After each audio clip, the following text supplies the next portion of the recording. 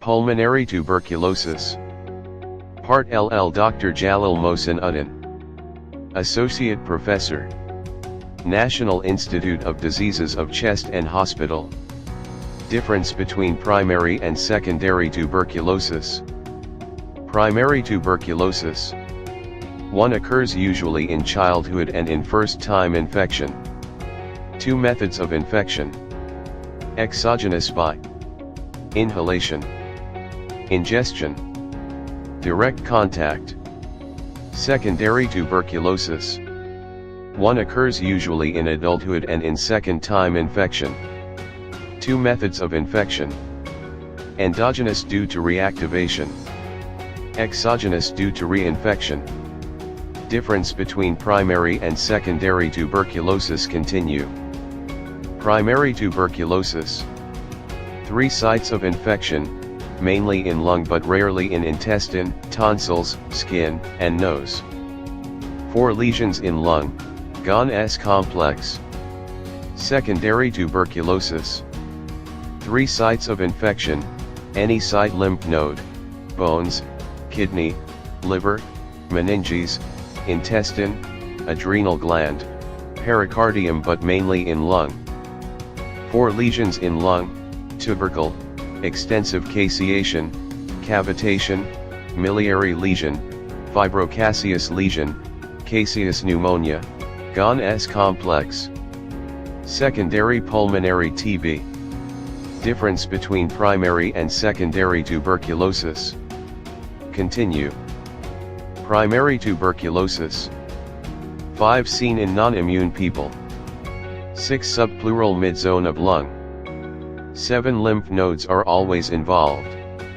8 type 4 reaction less developed. Secondary tuberculosis. 5 seen in immune people. 6 lung apices. 7 lymph nodes are not always involved. 8 type 4 reaction more developed. Primary tuberculosis. Primary tuberculosis. Difference between primary and secondary tuberculosis. Continue. Primary tuberculosis. Secondary tuberculosis. 9 fate, radiologically detectable calcified lesion rank a complex or progressive primary PTB. 9 fate, may lead to cavitatory lesion and can erode blood vessels, bronchus, and can spread in pleural cavity. And may heal by fibrosis. 10 mainly asymptomatic or there may be minimal symptoms and it can heal or go away unrecognized. 10 usually symptomatic. Difference between primary and secondary tuberculosis. Continue. Primary tuberculosis. Secondary tuberculosis. 11 sputum for AFB rarely positive. 11 sputum for AFB is usually positive. 12 not infectious. 12 highly infectious if AFB is positive. 13 definition, it is defined as infection of an individual lacking previous contact with TB bacilli. 13 definition, secondary or post-primary TB is that phase of TB infection that arises in a previously sensitized individual and the bacilli is derived from exo or endogenous source. Difference between primary and secondary tuberculosis. Continue. Primary tuberculosis. Secondary tuberculosis. 14 spread, by lymphatics and hematogenous. 14 spread, along tissue space. 15 tree in bud opacities, less common. 15 tree in bud opacities, common indicate active disease. Difference between primary and secondary tuberculosis continue. Primary tuberculosis. Secondary tuberculosis. 16 local lesion, small. 16 local lesion, large. 17 cavity formation, rare. 17 cavity formation, frequent. 18 local spread, uncommon. 18 local spread, frequent. Difference between primary and secondary tuberculosis continue. Primary tuberculosis. Secondary tuberculosis. 19 symptoms. Most people don't have symptoms during a primary tuberculosis. Some people may get flu-like symptoms, such as low fever, tiredness, cough. 19 symptoms of active TB disease in the lungs usually begin gradually and worsen over a few weeks. They may include cough with sputum production, coughing up blood, chest pain, fever, chills, night sweats, weight loss, loss of appetite, weakness and tiredness. Difference between primary and secondary tuberculosis continue. Primary tuberculosis. Secondary tuberculosis. 20 Initial focus of infection can be located anywhere within the lung and has nonspecific appearances ranging from too small to be detectable, to patchy areas of consolidation or even lobar consolidation are found radiologically. 20 Post-primary TB within the lungs develops in either posterior segments of the upper lobes or superior segments of the lower lobes. The typical appearance of post-primary tuberculosis is that of patchy consolidation or poorly defined linear and nodular opacities. Difference between primary and secondary tuberculosis continue. Primary tuberculosis. Secondary tuberculosis.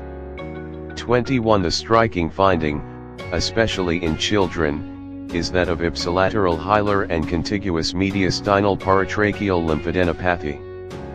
These nodes typically have low-density centers with rim enhancement on CT. Occasionally these nodes may be large enough to compress adjacent airways resulting in distal atelectasis. 21 Hilar nodal enlargement is seen in only approximately a third of cases. Bilateral paratracheal lymphadenopathy and culture confirmed tuberculosis a 1-year-old boy. Anteroposterior chest radiograph A and schematic B demonstrate bilateral paratracheal lymph node enlargement. Black arrows. On CT see the enlarged lymph nodes are of low attenuation with a rim of enhancement, typical for centrally necrotic tuberculous lymphadenopathy. White arrows, and the trachea is compressed. Black arrows. Natural history of untreated primary tuberculosis. Symptoms of PTB.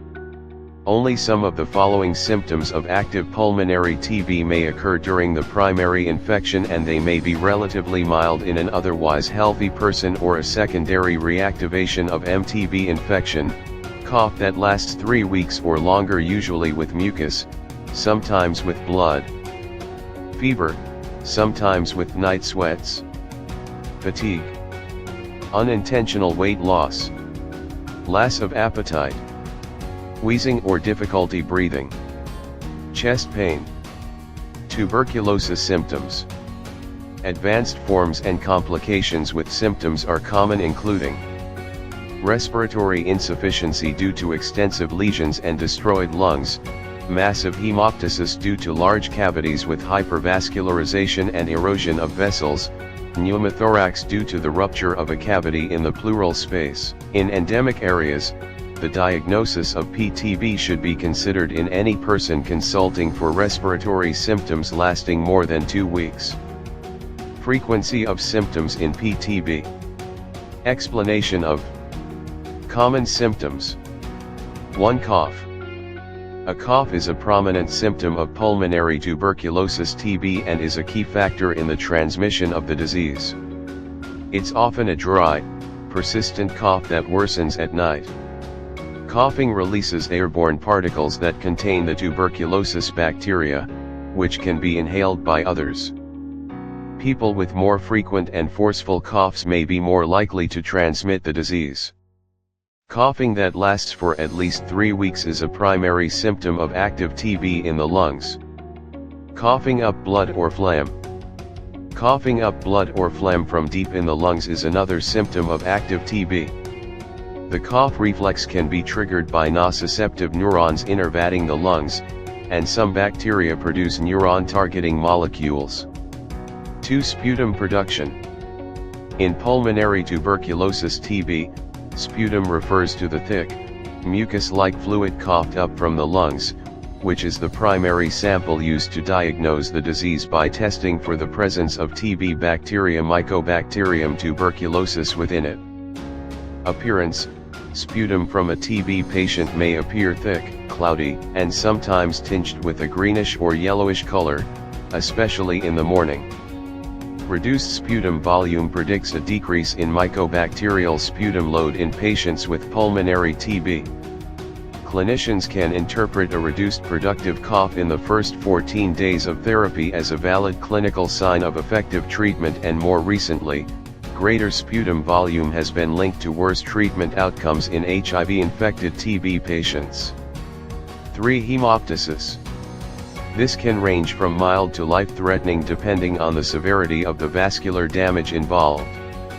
Mechanism: the most common cause is the erosion of bronchial arteries by tuberculous cavities within the lung, leading to bleeding into the airways when the cavity ruptures. Hemoptysis continue. Severity: hemoptysis in TB can range from small streaks of blood in sputum to massive hemorrhage, which can be life-threatening due to blood loss and airway obstruction. Risk factors: advanced stage of pulmonary TB with cavitation. Presence of Rasmussen aneurysms, dilated and weakened bronchial arteries within a tuberculous cavity. Short note: Rasmussen aneurysm. Rasmussen aneurysm is an uncommon complication of pulmonary tuberculosis and represents a pulmonary artery aneurysm adjacent or within a tuberculous cavity. Pathology: a weakening of the pulmonary artery wall from adjacent cavitary tuberculosis is the cause of this condition. There is a progressive weakening of the arterial wall as granulation tissue replaces both the adventitia and the media. This is then gradually replaced by fibrin, resulting in thinning of the arterial wall, pseudoaneurysm formation, and subsequent rupture with hemorrhage. Location: usually distributed peripherally and beyond the branches of the main pulmonary arteries.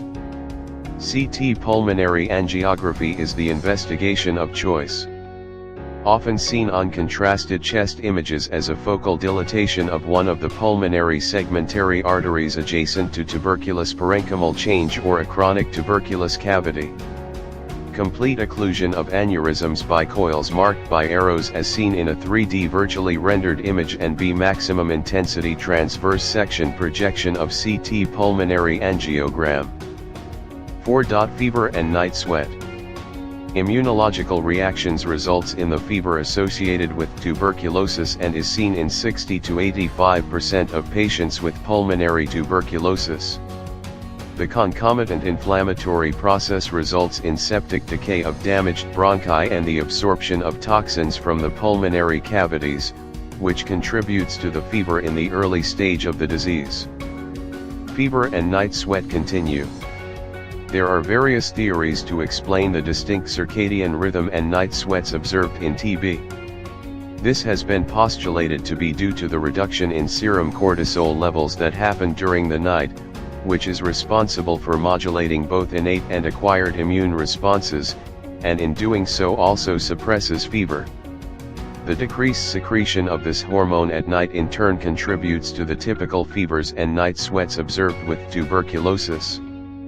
One study showed that bacteriologically proven smear-positive pulmonary tuberculosis with appropriate anti-tuberculosis medication initiation, the average duration of fever lasted approximately 5 days to 21 days, with a median of 8 to 10 days. A study identified underlying factors for patients experiencing prolonged fever while on therapy for pulmonary tuberculosis found that the most identified causes included superimposed infection in 32.5%, drug fever in 22.5%, direct complications of tuberculosis in 22.5%, with more extensive disease including empyema and abscesses in the paraspinal or periarticular regions. Hypersensitivity reaction to the bacilli in 12.5%, and drug resistance in 10% cases. 5. Loss of appetite and weight. TB infection can lead to increased metabolic demands as the body works against infection, resulting in weight loss.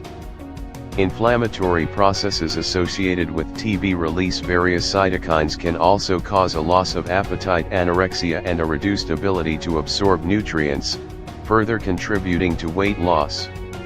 Leptin, a hormone involved in appetite regulation, may be affected in TB patients by chemical mediators, potentially contributing to wasting. Thank you all. End of Part-2. Pulmonary tuberculosis. Learning pulmonology.